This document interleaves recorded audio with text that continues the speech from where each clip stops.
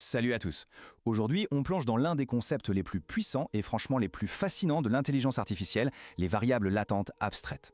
C'est en quelque sorte le langage secret que les machines utilisent pour comprendre notre monde, et même pour créer. On va commencer avec une question qui est au cœur de tout. Quand un modèle d'IA génère une image, un son ou une prédiction, il ne va pas juste piocher au hasard dans une base de données. Non, il fait quelque chose de bien plus profond, de presque créatif. On pourrait dire qu'il imagine. Mais alors, comment ça marche concrètement? Eh bien, la clé, c'est cette idée. L'IA ne se contente pas de mémoriser bêtement les données brutes, elle les distille, elle les compresse pour en extraire une sorte de quintessence, une représentation abstraite. C'est ce concept fondamental qui lui permet ensuite de généraliser et de créer du neuf. Alors, entrons un peu dans le vif du sujet.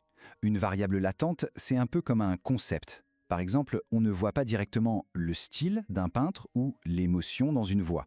Pourtant, on peut les deviner à partir des couleurs, des traits, de l'intonation. En IA, c'est pareil. Le modèle apprend ses caractéristiques cachées, fondamentales, et il les organise dans un espace mathématique qu'on appelle l'espace latent. Pour vraiment comprendre comment l'IA construit cet espace latent, il faut revenir aux fondations. Et le modèle qui a tout changé, le pionnier, c'est l'auto-encodeur variationnel, qu'on appelle plus simplement VAE. L'architecture d'un VAE est vraiment élégante. D'un côté, il y a l'encodeur. Il prend une donnée complexe, disons une image, et la compresse dans une petite représentation latente.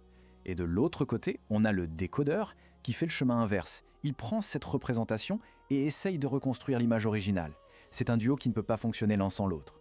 Voyons le processus en détail. D'abord, l'encodeur ne se contente pas de donner un seul point dans l'espace latent. Et c'est là toute l'astuce. Il définit une petite zone de probabilité, une sorte de nuage de points possibles. Ensuite, on pioche un point au hasard dans cette zone. Et enfin, le décodeur utilise ce point précis pour recréer la donnée. C'est ce côté probabiliste qui donne au VAE son incroyable pouvoir de génération. L'entraînement d'un VAE, c'est un véritable bras de fer permanent. D'un côté, on a la force de la reconstruction. On veut que le décodeur soit un faussaire parfait, capable de recréer l'image à l'identique. De l'autre côté, on a la régularisation. On force l'encodeur à être un bibliothécaire ultra méticuleux qui range l'espace latent de manière logique. Les concepts similaires doivent être proches les uns des autres. C'est cet équilibre qui empêche le modèle de juste tout apprendre par cœur et qui le force à comprendre l'essence véritable des données.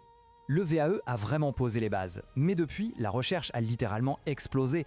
On va voir maintenant comment ce concept a évolué pour s'attaquer à des données bien plus complexes que de simples images fixes. Le monde qui nous entoure est fait de séquences. Une parole, une vidéo, un VAE classique regarde chaque image séparément, ce qui ne marche pas du tout. C'est là que les VAE dynamiques entrent en jeu, en ajoutant une notion de temps à l'espace latent. Et plus récemment, les modèles de diffusion latente, ou LDM, ont carrément changé la donne. C'est la technologie derrière Stable Diffusion. L'idée de génie, c'est de faire tout le travail non pas dans l'espace des pixels, qui est gigantesque, mais directement dans l'espace latent, bien plus petit et organisé. C'est un peu comme passer de la manipulation d'atomes à la manipulation de mots. Résultat, des images en haute résolution d'une qualité bluffante pour une fraction du coût de calcul. Ok, tout ça peut sembler un peu abstrait, mais en réalité, ces modèles sont le moteur de certaines des avancées les plus spectaculaires de l'IA aujourd'hui. Voyons quelques exemples concrets. Prenons la conduite autonome. Là, la sécurité, c'est la priorité absolue. Les modèles latents agissent comme des simulateurs neuronaux. Le véhicule ne fait pas que voir la route devant lui. Il rêve à des milliers de scénarios possibles en une fraction de seconde. Et si cette voiture freine brusquement? Et si ce piéton décide de traverser? C'est cette capacité d'imagination interne qui permet au véhicule de planifier des trajectoires beaucoup plus sûres. Et cette imagination, elle ne sert pas juste à faire de jolies vidéos. Le point vraiment crucial, c'est que l'espace latent sert de pont. Un pont entre la perception brute, c'est-à-dire les pixels des caméras, et la décision finale, tourner le volant, freiner. Il permet au système de raisonner sur des concepts abstraits comme une trajectoire sûre ou l'intention d'un autre conducteur, pour les traduire en actions physiques. Une autre application absolument fascinante, ce sont les modèles qui comprennent à la fois le texte et les images. Comment être sûr que quand le modèle dit le triangle rouge, il regarde bien le bon triangle sur l'image?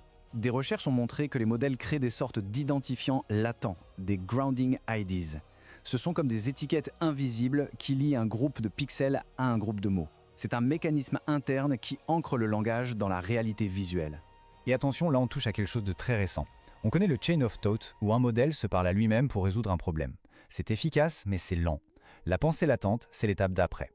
Tout le raisonnement se fait directement dans l'espace latent, de manière compacte, sans avoir besoin de générer de longues phrases. C'est beaucoup plus rapide et c'est indispensable pour des domaines comme la robotique qui demandent des décisions quasi instantanées. Bien sûr, Tout n'est pas parfait. Utiliser ces modèles, surtout dans des situations critiques, ça soulève d'énormes défis. On peut identifier 3 problèmes majeurs. D'abord, l'instabilité. Plus le modèle imagine un futur lointain, plus les petites erreurs s'accumulent jusqu'à ce que la simulation devienne complètement irréaliste. Ensuite, il y a l'hallucination. Le modèle peut imaginer une voiture qui traverse un mur parce qu'il comprend les apparences, mais pas forcément les lois de la physique. Et enfin, il y a un gros décalage entre la théorie et la pratique. Un modèle peut être excellent pour prédire la suite d'une vidéo, mais échouer lamentablement dès que ses propres actions commencent à influencer le monde réel.